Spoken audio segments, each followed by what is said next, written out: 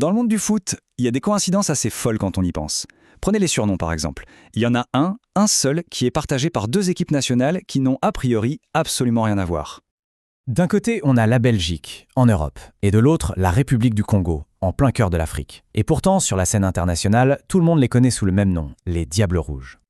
Alors la question se pose évidemment. Comment est-ce possible ? Comment ces deux sélections, avec des parcours si différents, ont fini par porter le même nom emblématique ? C'est ce qu'on va décortiquer ensemble. Ok, pour tout comprendre, il faut remonter le temps. Et notre première étape, c'est l'Europe, au tout début du XXe siècle. C'est vraiment là que l'histoire a commencé.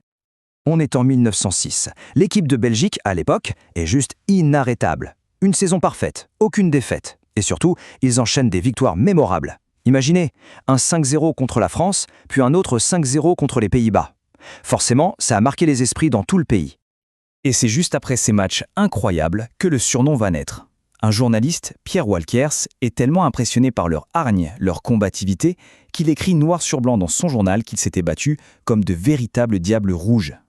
Et là, l'expression fait mouche. C'était juste parfait. Ça collait à la couleur de leur maillot, bien sûr, mais surtout à cet esprit de guerrier sur le terrain.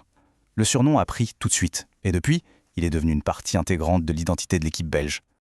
Allez, on change complètement de décor. On quitte l'Europe pour l'Afrique. Parce que pour le Congo, l'histoire des Diables Rouges, ce n'est pas une histoire de naissance, c'est une histoire de consécration, une véritable épopée héroïque. Et pour bien saisir l'importance de cette histoire, il faut parler de la scène sur laquelle elle se déroule, la Coupe d'Afrique des Nations, la fameuse CAN. Pour faire simple, c'est le Graal du football africain, le tournoi que tout le monde rêve de gagner. Et en 1972, le Congo va vivre un tournoi complètement fou, un scénario de film. Tenez-vous bien, pour se qualifier en demi-finale, ils sont à égalité parfaite avec le Maroc. La décision se fait au tirage au sort. Incroyable. Ils passent et derrière, ils battent le Cameroun qui joue à domicile avant de s'imposer dans une finale ultra serrée 3-2 contre le Mali. Cette victoire, évidemment, ça a fait d'eux des légendes, des héros nationaux, des noms comme Jean-Michel Mbono qu'on appelait le sorcier, auteur d'un doublé en finale, ou Noël Minga Pépé, celui qui marque le but crucial en demi. L'impact a été tellement énorme que les Congolais ont même donné un petit nom affectueux au trophée, Marie-Jeanne. Donc là, on commence à voir le point commun.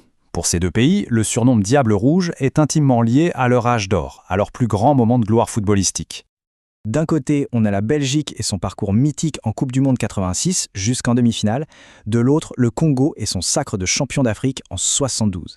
Deux exploits qui sont gravés à jamais dans l'histoire de leur sport.